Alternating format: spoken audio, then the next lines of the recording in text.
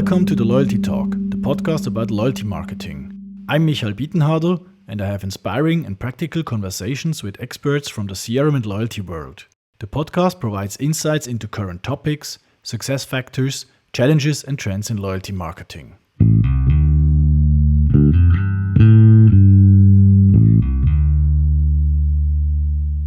In episode number 35 of the Loyalty Talk podcast, I talked to Rasmus Houlind, author and Chief Experience Officer of Agillic, a marketing automation software company. This episode is also a premiere, as it is the first in which we speak in English.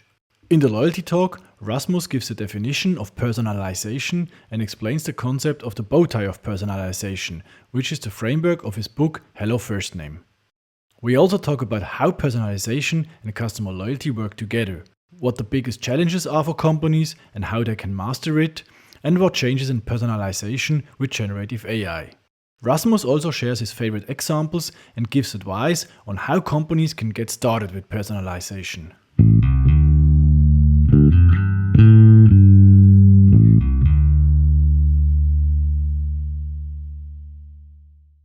Hello Rasmus, welcome to the Loyalty Talk podcast. Thank you for having me. Yeah, thanks for your time and for being a guest today. Today we have planned to talk about personalization and customer loyalty. But before we dive into this topic, let's first do the usual introduction of the guest.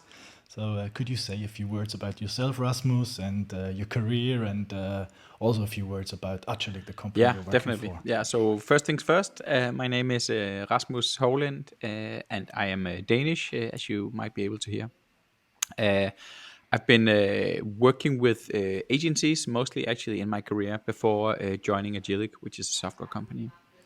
And I joined Agillic 8 years ago. Before that, I was with the Danish digital agency called Magnetics, which was then acquired and became known as Merkle. And so I've been working with digital marketing and I would say personalization even for almost 2 decades now, even though it's I'm having trouble admitting it. But that has led me to also yeah, Nice running. I've also authored a few books on the topic, which I think is probably what sets my career apart from most people. Not that many people get around to writing books. My first one I did in 2015, which was then actually republished in an international version in 2019. It's called Make It All About Me. It's on Audible for audiobooks for those who want to listen to it. And then last year I published Hello Firstname, which is a book about personalization, which I expect that we'll be talking more about later. But Agillic is a software company. So it's obviously the best marketing automation tool in the world, along with many other competitors, obviously. So we're a software company basically, and we have our main part of our business in the Nordics, but are also having quite a few clients in DACH. That's where we are and who I am. Well, thank you. Yeah, you just mentioned that you're an author and you wrote several books. How did you came up with the idea of becoming an author? Good question. I think it was born out of frustration, really. So it was. Okay. So the idea of doing my first book was when I was with the agency, and I think I was a bit frustrated. Remember, this was in 2014, even. So 10 years ago, I was frustrated with the clients not really taking it all the way to like full implementation. So projects always got halted. So if there was a customer loyalty program, or there was a marketing automation project or a personalization project, that our clients didn't take it all the way because they ran out of budget, or they ran out of management support, or they ran out of patience or whatever, and they ran out of ambition. And so the projects that we pitched and the concepts were never really taken to the fullest. And I think I was curious to sort of explore what does good really look like. So if we didn't have all these obstacles, and if we were able to take it all the way, what would reality look like then? and that's when I started actually writing my first book. Also from a personal development standpoint or point of view, it was also a way of doing something that I see not that many other people do. So many take an MBA or like a extra education. So really, this was also a way for me to do something that was a bit maybe out of the ordinary, and I've always enjoyed standing out. So doing that as a sort of a career move, I didn't think at the time that it would be such a tremendous change in my career, but it turned out to really change things for the better. And I found out that I really enjoyed writing. I enjoyed the process, and I enjoy the network that it's building as well. Oh, cool. That sounds all very easy, but I can imagine that there were a few struggles or a few challenging becoming an author. What were the most Yeah, challenging topics that yeah, you you bet. faced? Most challenging, I think, probably finding the time to focus, finding enough time to focus. I think that was probably one of the most difficult things. Uh, and I think on top of that, I think also, especially when I look now at the third book that I published, actually spending enough time promoting the content. So realizing that once that you're done with the main part of writing, first there's a huge editing part, which is really painful, but makes the book so much better. And then there's the thing about once it's released that you still need to spend time with the content. You need to repurpose it. You need to do it as we're doing now, talking about it. You need to promote the content. You need to be continuously reminding the audience and the market out there that this content exists, or people will simply not pay any attention to it. So I think those have been the most challenging things.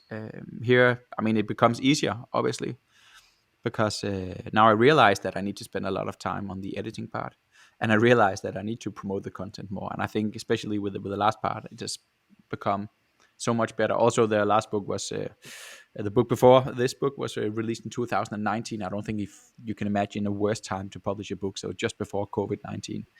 So yeah, not so much promotion going on and keynote speaking and such while everything was closed. Yeah, everything was Yeah. shut down, and but people were digital, so you could digitally I think I promote it. could, but That's I was I had to take my mind and put my effort into other things because the world was such a crazy place. I should and could have done that's right. probably Yeah, more with podcasts and stuff like that, digital promotion of it, but I didn't. So I learned. you can always learn something, yeah? Even in times when there are Yeah, surprises. and if you don't, then you die, I guess. So, Yeah, that's right. That's right.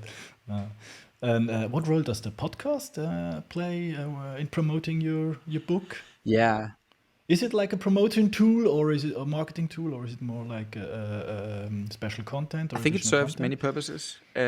First of all, it was so the idea of doing my podcast, which is called the Hello Firstname podcast. Uh, the idea of doing it was because I realized that I personally stopped reading physical books, and I mainly listen to new books because that way I can enjoy it on my home to and from work or while I'm mowing the lawn or doing gardening or whatever. And I realized that this was probably also the case for many other people. And so I decided that I wanted to record the book as an audiobook. And With my last book, I hired an actor, a voice actor, to do that. And I didn't want to do that this time because I felt it a bit alienating that some American was, even though in perfect English, was recording my book, because I really wanted to create more of an intimate connection with my audience and with my readers and my listeners. So I realized that I needed to record it myself in my own voice, but it's also super boring to record your own book, just sitting there in a small room that's probably a bit too hot and reading the content that you honestly feel maybe that you're done with, to some extent at least. So I could only bear recording an audiobook chapter every other week. And so I decided, why not give the content away for free? And then every other week, I would have either an audiobook chapter or discussion of that audiobook chapter with an expert, such as yourself, Michael. Thanks for joining the other week. So, but Yeah, and I've welcome. I've Thanks for seen the a invitation. pretty interesting guests actually coming to the podcast. So, for instance, there was the SVP of e-commerce. Jesper Damsgaard from Pandora, just to name one of them. I had Mike Anderson, who's one of the founders of Telium, and so pretty interesting guests, I should say. So it's become a multi-purpose thing with the podcast, and it's also a learning experience for me because I'm having these discussions about personalization with different experts, and having them on a podcast doesn't mean that I don't learn from them. So I actually get to learn a Yeah, lot, that's right. Yeah. also from discussing the topic with you. That's the same with me. I always learn something Yeah, from my it's guests. wonderful. So I'm curious what you will tell me within Yeah, the podcast now over the yeah, next looking forward to minutes. it. Well, let's talk about your current book, which is called, you just mentioned it, Hello Firstname, Exactly. Profiting from Personalization. Well, obviously it's about True. personalization, and the term personalization. I would say there are like many or various different Yeah. definitions. If you talk to 10 different people, they will give you 10 different definitions. Could you give us as an entry point just your definition of personalization as you define it for yourself, Yeah. and of course also in your book, Yeah, I Hello will, First Name? and I'll give you that definition, and then I'll tell you why why we cannot use it for anything. Okay. Because I think you're right, definitely. First to sort of second that, that everybody believes that they know what personalization is if they've been working in marketing, and indeed, it's hard to do any marketing without doing at least a little bit of personalization. So in a sense, everybody understands it, but they're using it in very different ways. But the definition of it, as we've come in the book, goes as the following. So we say that personalization is a distinct communication tactic that aims to create better immediate and future business value by showing or hiding specific content to recipients in a way that is expected to align with insights into their explicit or inferred preferences. So yeah, so Sounds changing good. the customer experience for the better based on what you know about the customers and what you think they want to do. That's basically it, and that's also very very broad, which is actually kind of why we cannot use it for much, other than saying that if this is the definition that we go with, then almost all things within marketing it can be labeled as personalization, and that makes it hard for us as practitioners to use it for building better customer experiences, because okay, then suddenly everything is personalization. What's the point then, and how can I become clever? But then you came up with this bow Yeah, tie framework in the book. So I suppose this is based then on this definition, because it's also quite a, well, let's say, a yeah, it broad is. framework. But why did you choose a bow tie? I think it's Yeah, quite an that's a good interesting. question. Why did I choose that? I think I was playing around with the definition of personalization. I was trying to deconstruct it, and I had this feeling that on one end you have all the, so if you have like a personalization pipeline, so then you'd have data coming in from the one end. So a lot of data is created from your loyalty program or from your products or from the digital channels that you are talking to people with, and somehow that needs to be funneled in towards what actually matters for the one individual customer. So expect like one funnel until you then have a touch point where you meet the customer. And what would you then present the customer with? That would have to be some kind of content, and that there can be many forms of content, and you can express that in many different creative ways, and ultimately you'd need to execute that through some kind of channels, communication channels. So I had this idea that the funneling of the data into actually becoming customer insights, and then at the touch point you have with the customer, that's where you start to unfold it in a creative way. So thinking about how can we inspire this customer, how can we have it engaging, how can we make it creative, which content feeds, as in product feeds or article feeds or whatever content feeds that we sort of have access to, can we use to further make our message come across. And that was the idea actually, and also found that there's been so much discussion about personalization, and especially data and data insights. So the rise of the CDPs and data management platforms and customer data platforms, there's so much about this that I think as a tendency the content part has been overlooked. So I really wanted to bring that back into the equation. So that's why they have the bow tie of personalization, which I call it. So because it resembles kind of like a bow tie. You have the one end of the bow tie, which is like the insights part, which is what the data ultimately becomes if you're able to refine it and make sense of it. That would either be your customer segments, or it would be your more fluctuous moments of truth. What's going on right now? What is the intent with the customer, or what do we believe that they should pay attention to right now, even though it's not necessarily something that's on their mind? So it's a subscription that is ending, or a special product that they like that is now on sale, or whatever. So that was sort of the insights part of it, and the content part. The other part would be your creative messaging. That's one corner of the bow tie. The other would be your content feeds. And really, I wanted so in the same way that you are tying your own bow tie, and I think all the gentlemen listening to this can probably testify to the fact that this is not an easy thing to do. So when you arrive at the party, you want your bow tie to be even. So you don't want to be too heavy on the content side with one end sticking out and the other one being very small. So being too heavy on the insides, not having the content to back it up, that will ultimately lead to no personalization, because no content, no personalization. And the other thing holds true as well. Definitely. So you don't want to be too heavy on the content side with having, spent too much time on the creative and too much time on the content feeds, but having no idea and no insights about whom to show it to, because that will arrive at no personalization either. So you want to have a balanced way of balancing your customer insights with your customer content. And for those reasons, I think the bow tie is or the bow, if you want a more feminine version of it, that also makes sense. It's a beautiful metaphor for keeping it simple, and also understanding the four different corners of the bow tie that you should pay attention to keep a balanced way of in your customer experience. Yeah, yeah, really an interesting framework, and also make some advertising now for the book. I think what I love about the book is that it's really easy to understand. It's not like a lot of other books on like personalization, CRM, and so on. They are like quite complex, more like from a theoretical point of view, and yours is really readable, easy readable, and also with a lot of examples Yeah, from companies. That's what I found really thanks. really interesting. So it's a hard work, Yeah, I can doing imagine, something short because and the simple always examples. takes very very long time, and yeah, so Yeah, that's why yeah. I actually a few words on the creation process. I did a lot of expert panels talking to practitioners, because what I really found, because I was talking also to scientists and to people that were doing PhDs on the term of personalization, really wanting to crack this definition. And I realized that if they're doing this, what is it then that I'm doing? Because they'll probably end up with a more fine academic definition of it. But I really found that what was needed was a more practitioner's view on this, which is where the bow tie personalization came into this. So I spent a lot of time with the problem before coming up with a solution.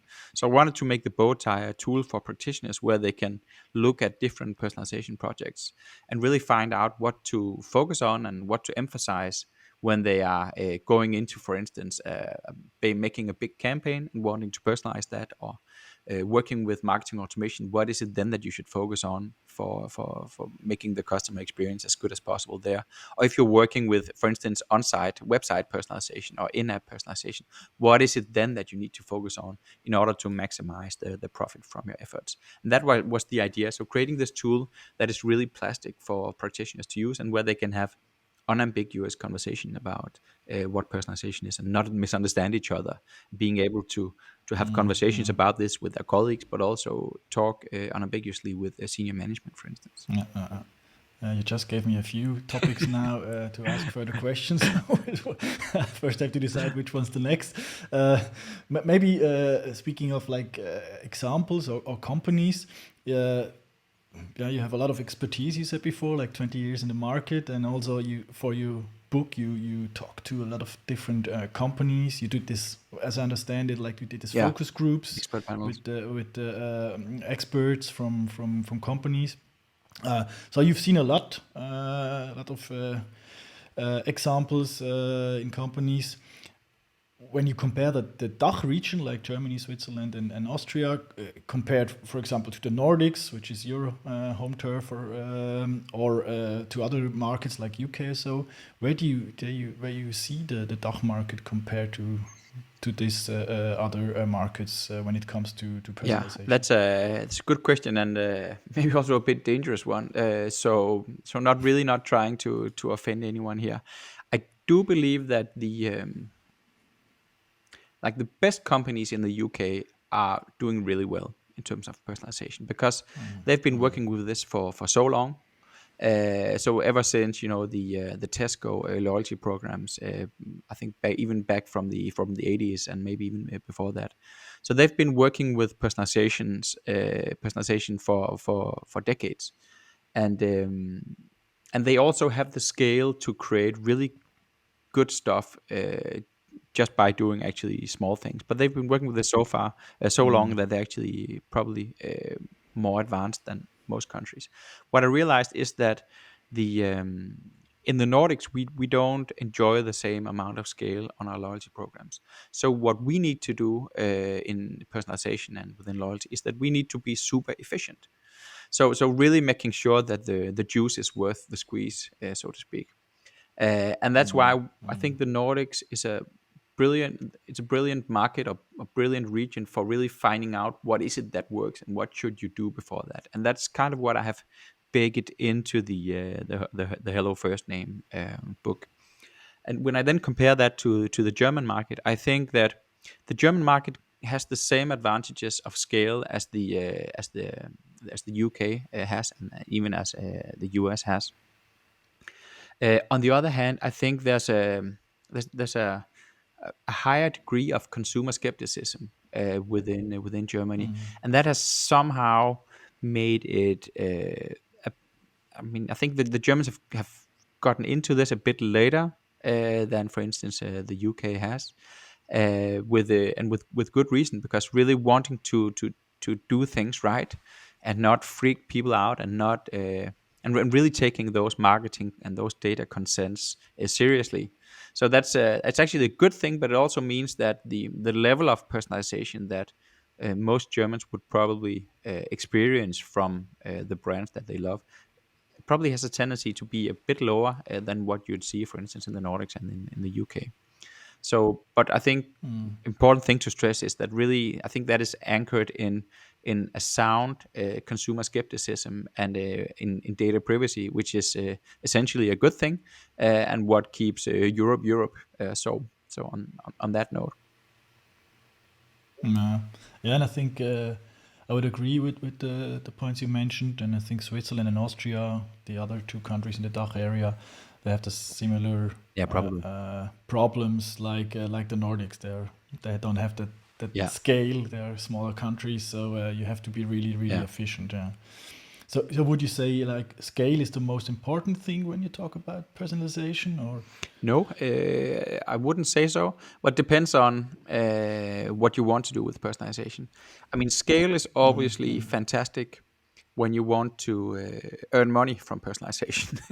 uh, but I think the most important thing with personalization is really trying to figure out what is appropriate for each customer, and then obviously starting with the messages where you have the largest scale in terms of, I mean, obviously you'd find the message that suits most people first, and then you'd go on to the next message that maybe doesn't cater to such a big audience but still works. So scale is good, but I think really tying the insights together with your content before applying the channels, I think that's one of the most important things, because really today everything is omni-channel, right? So we as consumers, we are across all channels. And what I see is preventing a lot of companies from really breaking through the glass ceiling from one level of maturity and personalization to the next.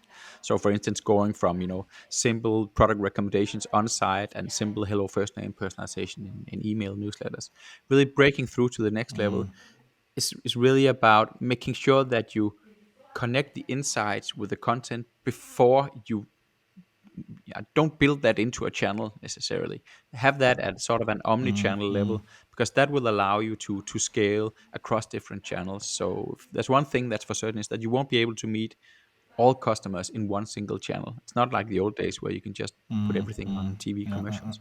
So you really need to have that content and have those insight at an omni-channel level or central level. And I think that's one of the most important things. but in essence, you say that like the smaller scale countries, maybe there you have to stop earlier with personalization efforts because you reach the point where there is no further profit. You reach this point maybe earlier than in a large scale country like UK, USA, or If I was a German company, for instance, I would really like to see the sort of Nordic efficiency spread out on my large German customer database. I mean, that would be crazy, the effect that because then you'd get both the efficiency and the effect. So so it would be yeah, that would be the dream, the dream of every and indeed we marketer. are we are trying to do that. That's also part of the mission here at Agillic, that we're trying to bring personalization to millions. And I think with the platform that we have, which is really good, uh, and the scale of the businesses in Germany, I think that's within reach, because it's really not that complicated once you get it right from the get-go. And in Germany, maybe it just come up to my mind now. That's maybe another point why they are a little bit behind in this topic. Is because it was still dominated by like the big multi-partner program like Payback and Yeah, coalition loyalty Deutschlandcard. programs. Yeah, the big coalition programs, and I mean you don't have the certain or the same amount of data as when you were running your own program. So that's why the big grocery retailers now they do the same. Like Rewe left or do their own thing now. Rewe left Payback or will Mm. leave Payback soon. So maybe we'll see some more personalization in the future when they have settled the programs and then start to do Yeah, personalization. because I really think that proper personalization has to be closer to the brand. So a coalition loyalty program works well for doing discounts that make sense. So you see the coalition loyalty programs are creating rather large data sets, and if they're really wide, they know a lot about consumers. But what can they then use this knowledge for? They can use it for selling it basically to the partners of the coalition loyalty program. But then it's up to the partners to really to use this data. And so the coalition loyalty program works well for finding out who gets which offer, but really it doesn't necessarily work so well for getting the creative messages across to the members that make them more loyalty towards the brands. So the messages that entail not so much an economic perspective, but more an like a helpful perspective, like a tool for how they can make more value with the purchase that they just did. How can I get more functional value from the first time I buy into whatever a new part of the inventory, first time I buy makeup? Then why not pause the campaigns for a while and teach me how to make the best of that?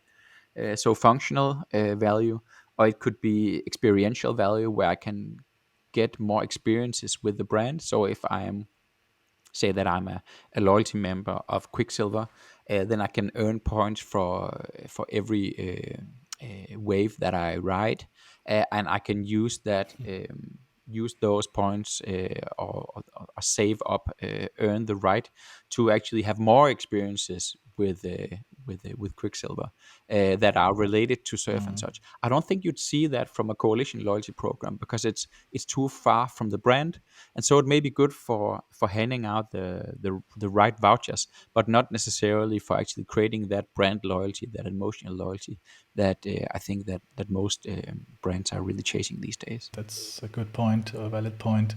Yeah, but speaking of customer Yeah. loyalty, the title of the today's podcast episode is personalization and customer loyalty. So when we talk about this, yeah, how do you personally see these two topics go together? How does personalization and customer loyalty Yeah. work together? So luckily, I've had good conversations about this with other intelligent people. So I do believe that I have a fair idea of this. So first of all, remember that the whole idea of having a loyalty program in the first place was from a day where you didn't get data at a customer level. in from the physical stores. So the idea of giving a Mm. few points or giving a reason for people to pick out their to take out their in those days physical membership card, and scanning that at the counter in order to make sure that the retailer knew who actually bought this product. So it wasn't just an anonymous purchase, but it was you could connect that to a customer. That was sort of that was some of the reasoning for doing loyalty programs in the first place. And then you're left with all this data, and the data can either be used for optimizing the supply chain and optimizing the offers, optimizing the inventory, sort of optimizing the management of the business, but can also be used to optimize the way that you're communicating to each individual. So deciding which offers should we give to Michael now that he has bought these things in the past, and now that we know these things about his preferences and so on, then we can promote more easily the products and the offers that would make sense for Michael. And really that's personalization. So that's one part of the reasoning for doing loyalty programs in the first place, what's actually to do personalization. And then in turn, the idea with personalization is that that should lead, and can indeed, if you do it properly, lead to more repeat purchases. So it leads to more loyalty.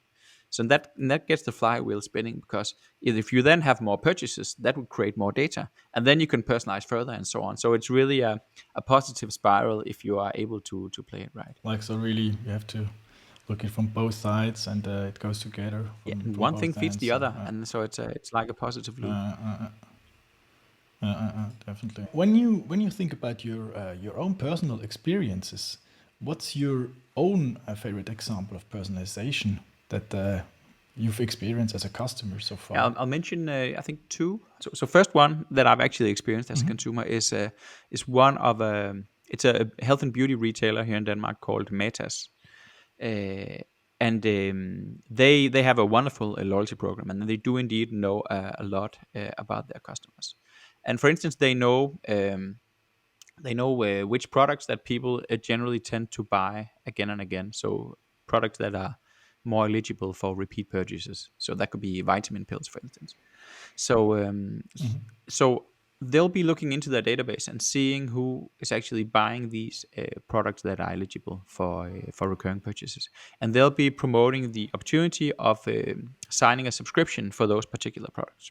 I mean, they're doing a lot of other stuff, but really reaching out to people and with a convenient message asking people whether they'd like to actually save a bit of money by putting this product on subscription because they are already buying this at regular intervals. Let's say that I signed the subscription for my vitamin pills. Then the initial fear of Matas was that when I then get these vitamin pills automatically delivered in my physical mailbox, and I'll get the vitamin jars, then I wouldn't need to come to the store, and the residual purchases, the add-on purchases that you normally do while you're in the store, then I would not necessarily do those.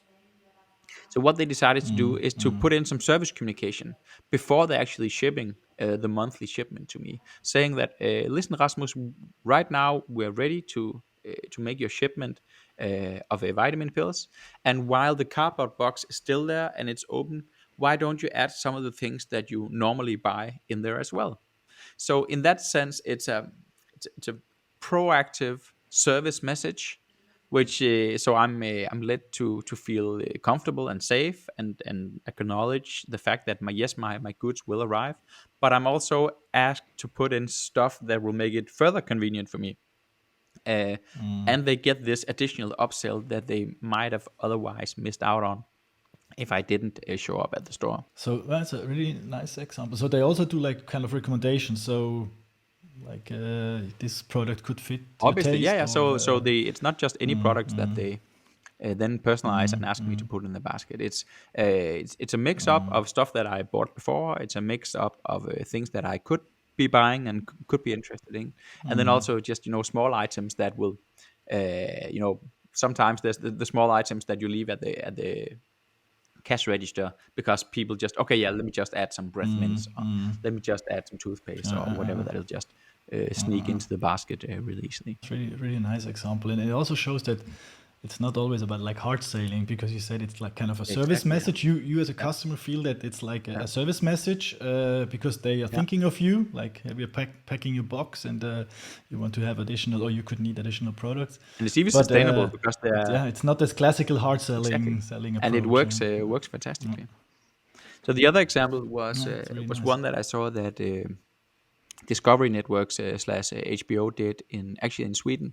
So they were because these type of companies have the issue that if you sign up for sporting events to see, for instance, the Allsvenskan, which is the Swedish football league, then once the season comes to an end, then what do you then do? How can you retain these customers? Because they came for the football, so you need to get them hooked on something else before the season ends. So they did actually a personalized video where they were uh, reaching out to people who were following the Swedish football league, and they were they was sort of playing a game where they dressed up the video as if it were an interview with the people who are normally talking about the league on television, and they were doing it personalized with all the names. So there's hello Michael, here you are in the studio and blah blah blah, and here we are here to help you set your team for the break period.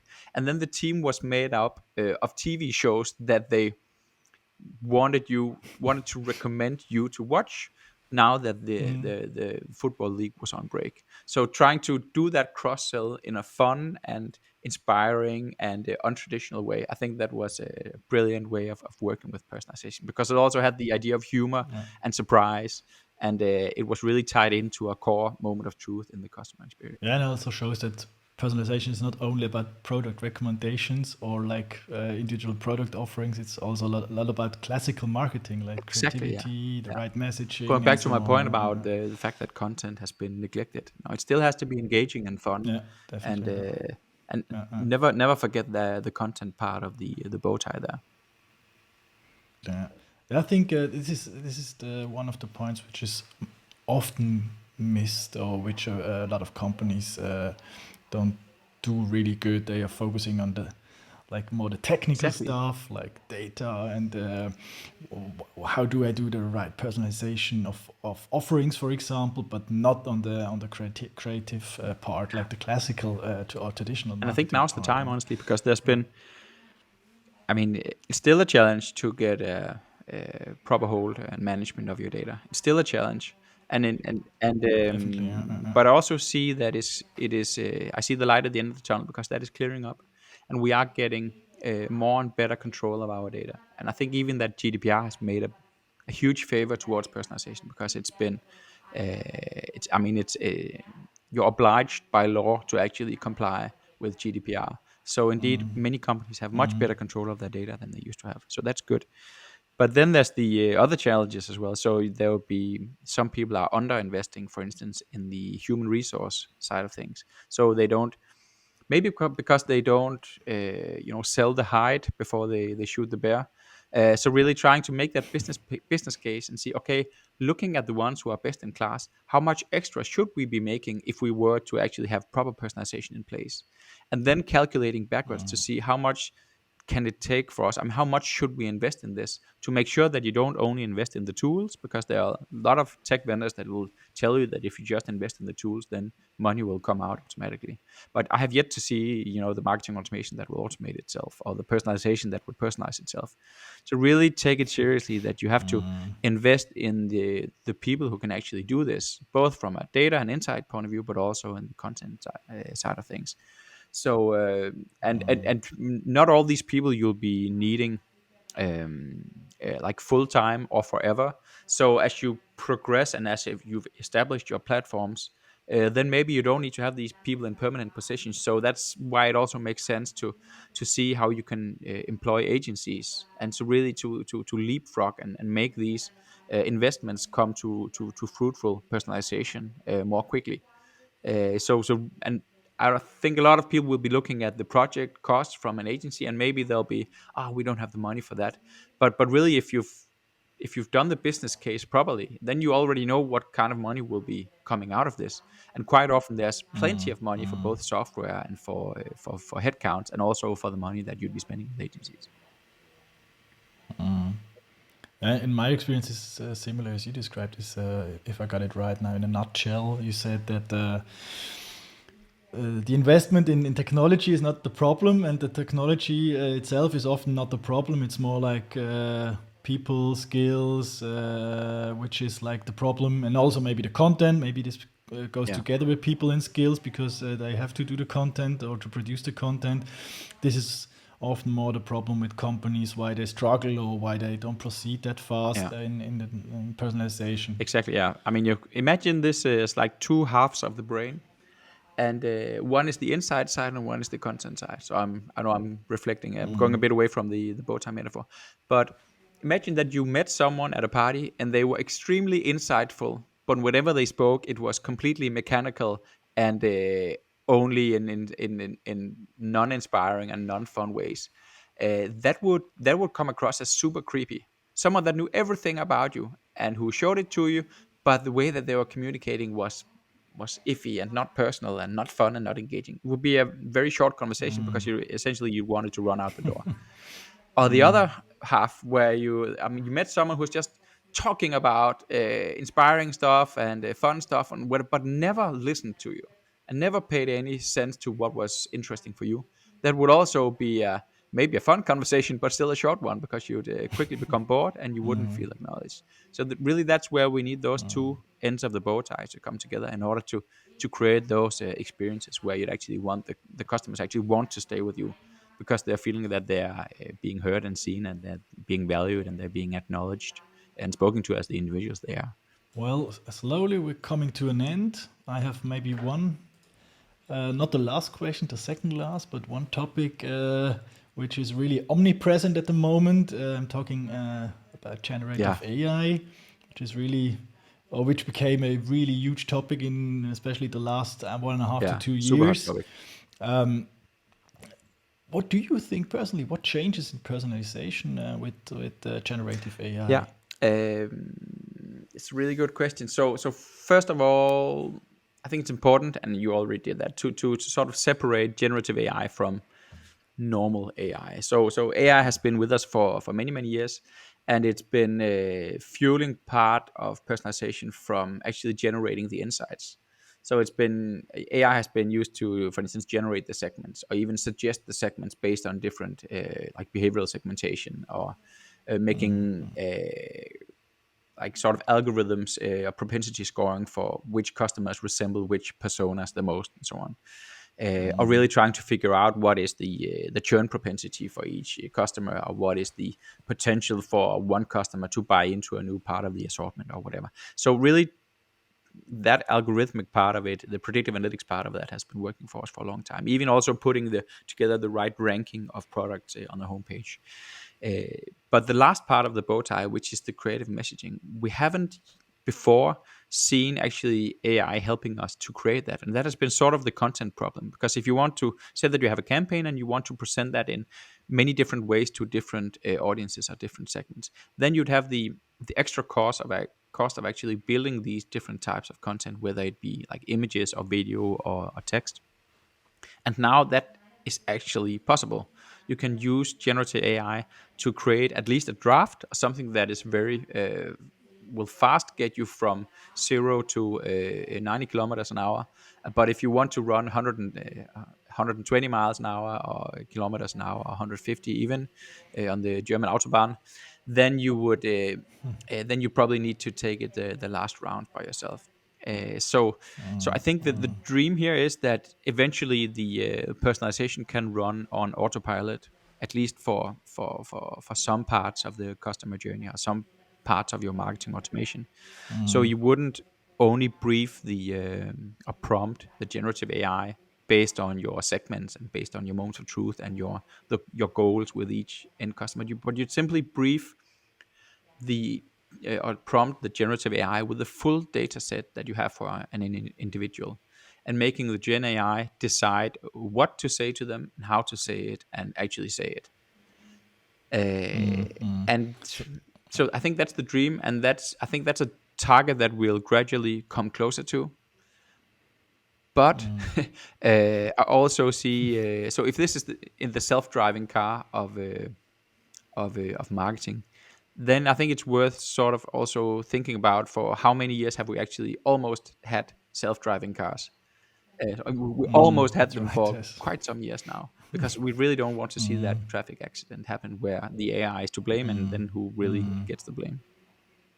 So, I don't think it's time yet to run marketing on full autopilot. I think we can have more and more of it run on autopilot, and we gradually come closer to that place where we can let AI actually generate and create the content that will engage our customers and indeed help us make it more creative and fun, and making more variants for more segments.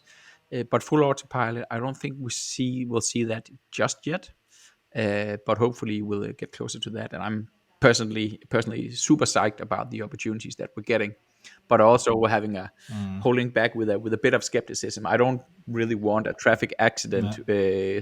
even though it's on email, with my customers, where certainly they are, presented with an offer that we basically don't want to follow up on, or talking to people in ways that are rude or inappropriate or whatever. So right now, brands that are particular about their brands will still have to review any single piece of content that would actually go out.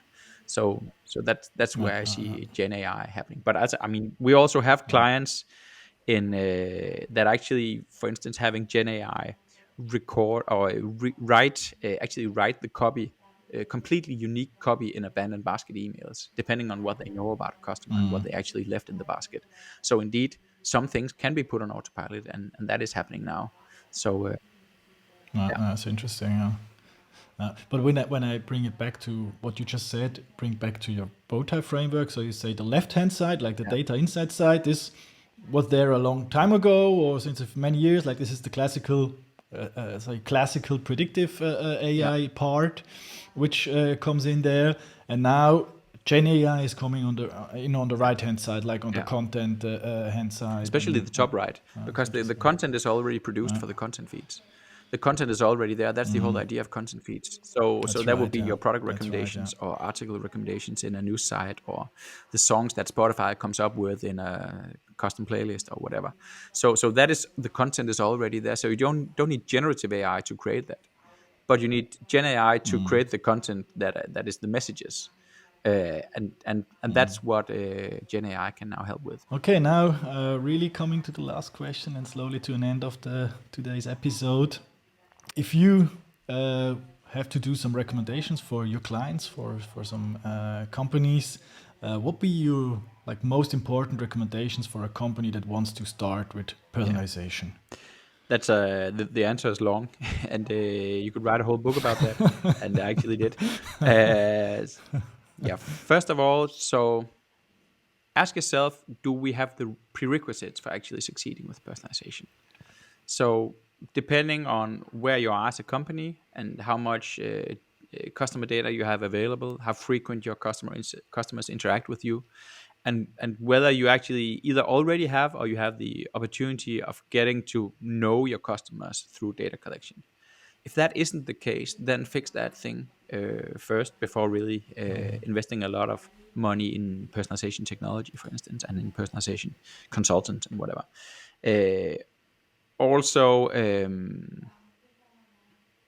I would say, uh, there's if you're still unknown as a brand, if you're still unknown as a company, if you haven't positioned yourself, if you haven't created demand, then do that first. Because I mean, if you because that will allow you to actually get the data that you'd be needing for personalization.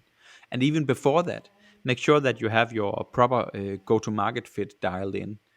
So you have your core business in place, that you have your core business concept and whatever. So if you spend too much time doing personalization on a business concept that you will ultimately change all of, then you'll be having to throw out a lot of effort into that. So fix those things before really getting into personalization, I would say. Okay, that's good points. And so everybody out there, consider this recommendation from Rasmus. And if you want further information about personalization, then of course read the book Hello First Name. Yeah, or listen to the podcast. Yes, Rasmus, it was really a pleasure having you on this Loyalty Thank you. Talk podcast episode. And thank Pleasure you for very having me. much for your time and also the valuable insights about personalization.